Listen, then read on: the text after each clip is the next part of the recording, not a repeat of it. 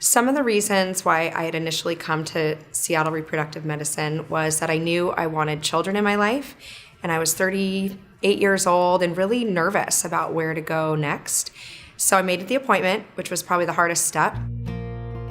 I was dating and hadn't met anybody yet, and I felt my clock ticking, and I just didn't want to have that as a factor in new relationships. So if I froze my eggs, I knew that I would be able to pause on that worry and organically date, meet people, and just live my life in a way without the fear. Before I called SRM, I said something to my regular doctor, and he said something really shocking, because I'd asked about, is there something called egg freezing?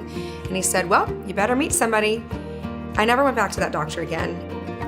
Dr. Thayer made me feel very comfortable, and actually everybody here at SRM is incredible. Once I made the decision to freeze my eggs, it was the best decision I ever made, because I knew what I was doing, I was able to take control, and that's such a different place to come from in your life versus this fear of what if. I felt like the pressure was off. In fact, I had just met my husband, and we'd only been dating a few months, and when I started freezing my eggs, and he said, but we just met, you don't have to freeze your eggs now. And I said, I'd love it to be you, but I don't want it to have to be you. And that actually changed the dynamic in a very funny way, where he said, all right, let's see what happens.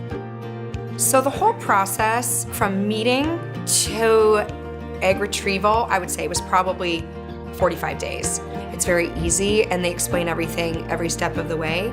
So I just felt very taken care of. But once you get through that first week, everything becomes a little easier, and it's just a small moment in time that now that I look with my 2 kids that are amazing and just the center of our life, that 45 days of discomfort or a little bit of fear, it's all worth it.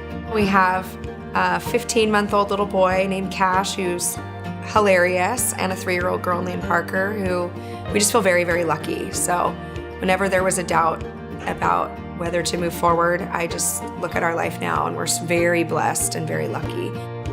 When we were sitting down with the appointment and I'm looking at the cost, it was a little hard to carve out in my life at that point as a single person. But I also had friends at the same time that were going through multiple rounds of IVF, that were in their early to mid 40s, and I realized that there was hundreds of thousands of dollars that were being spent. So $10,000 felt way more affordable than the hundreds I watched my friends spend on fertility treatment to actually have the baby.